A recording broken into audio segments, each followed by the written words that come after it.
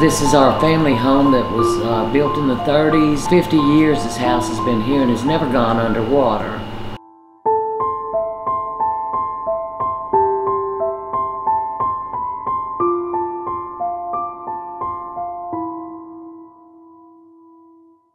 My name's Judy Hood.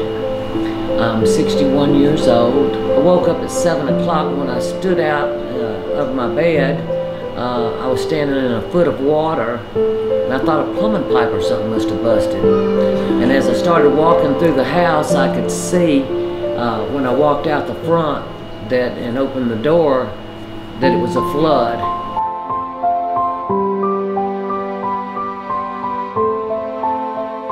I've had cancer since I was 35 years old. I've had stomach cancer. I've had half of my stomach removed. They gave me in December of 2000 1 week to live unless they removed half of my stomach, and I said, they gave me a month then. I said, well, let's go with the month.